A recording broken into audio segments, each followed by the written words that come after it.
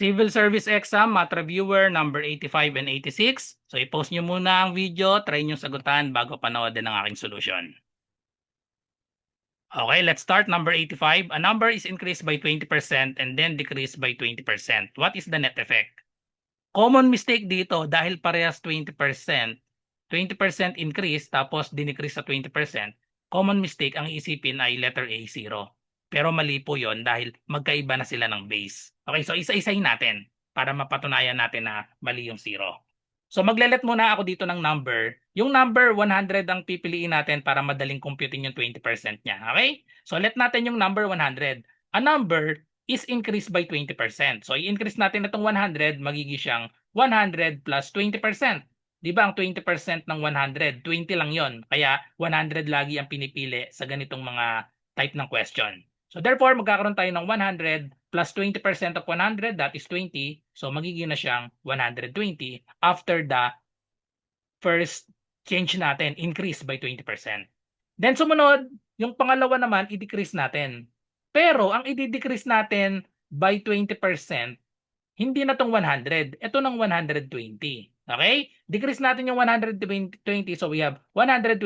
Decrease, ibig sabihin minus. Minus 20%. 20% ng 120. Okay? So madali ng i-manual ito, no? 120 minus, ang 10% ng 120, chop-chop method tayo. Ang 10% ng 120 ay equal sa 12. So another 10%, edi another 12. So pag inad natin yan, chop-chop method yung tawag dito, 10% plus 10%, 20%. 12 plus 12 equals 24. So ibig sabihin, 24 yung 20% ng 120. So 120 minus 24, ang magiging sagot natin dyan ay 96. Ngayon, i-compare natin. From original na 100, naging siyang 96. Ilan yung kulang? Di ba bumaba siya ng 4%? Okay, so therefore, the answer is letter C, 4% decrease. Bumaba from 100 naging 96. Kaya letter C ang tamang sagot, hindi letter A. Okay, so next, number 86, age problem. A father is 4 times as old as his son. In 12 years, he will be only twice as old. How old is the son now? Okay, so pag ganitong age problem, lagyan lang natin ng table. Sa unang column natin, ilalagay ko yung father tsaka yung son. Tapos ang tinatanong, how old is the son now? Lagyan natin ng another column para sa now or yung present. Sabi, a father is 4 times as old as his son. So ilet natin si son ay x. Si father magiging 4x. Kasi sabi, 4 times. Tapos in 12 years, magkakaroon tayo dito ng future na age nila. Future sa future, magiging plus 12 kasi in 12 years daw. So ang expression para sa future na in 12 years, magiging 4x plus 12. And then, ang son naman, x plus 12. Mag-add lang tayo ng 12 sa age nila. Tapos buuin natin ang equation natin. Isa-isahin natin. In 12 years, ibig sabihin nun, dito tayo sa column na to titingin. He. Ang ibig sabihin ng he, yung father. Kasi sa first statement, a father. So yung he dito, yung father. Ibig sabihin, age ni father sa future, sa 12 years, ito yon. Okay? So we have 4x plus 12. Okay? 4x plus 12. Yung will be naman, ibig sabihin ng will be equal sign. Will be only twice. Twice daw, ibig sabihin nun times 2. Times 2 ng alin? Twice as old. Twice as old as his son. Ano ang age ni son sa future na 12 years? Edi x plus 12. So ang tinatanong, how old is the son now? Ano ba ang age ni son now? Base dito sa table natin, ang age, tingnan natin, age ni son now, ayun, x. So ibig sabihin, solve for x na lang tayo dito sa equation natin. Okay? So pwede natin gawin dito para isolve yung x. Pwede natin i-distribute yung 2. Pero may mas madaling way. Pwede rin ito pwedeng i-distribute yung 2 tas solve for x. Pero pag tiningnan natin itong 4x plus 12, 4x plus 12 divisible pareha sa 2. So para mas madali, i-divide na lang natin both sides or each term by 2.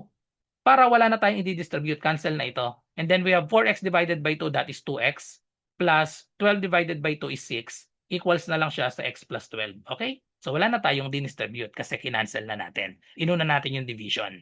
Pagsamahin yung x, 2x sa right, sa left, x sa right, ililipat natin yung mas maliit na number. So subtract x to both sides. Okay, so wala na ito. 2x minus x, that is x. Then just copy plus 6 and 12.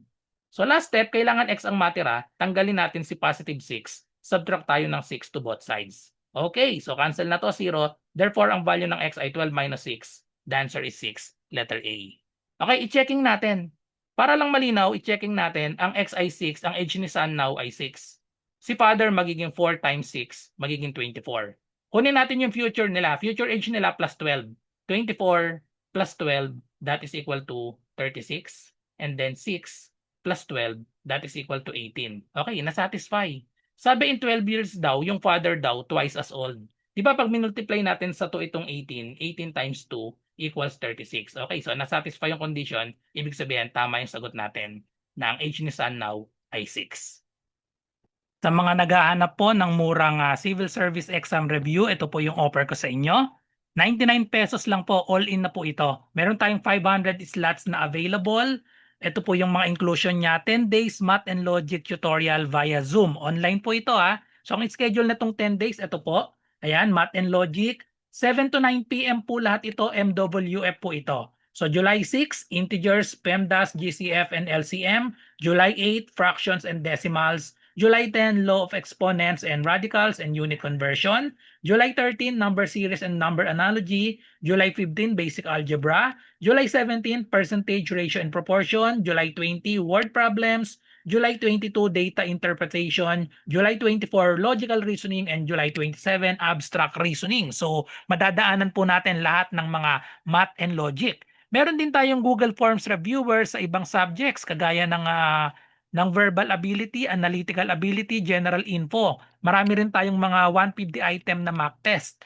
Then may only replay din po tayo ng past session. Ito pong mga Zoom meetings natin, recorded po yan sa exclusive na FB group natin. So ano pong inaantay nyo, mag-message lang po kayo sa akin dito sa aking FB RJ Enseñado.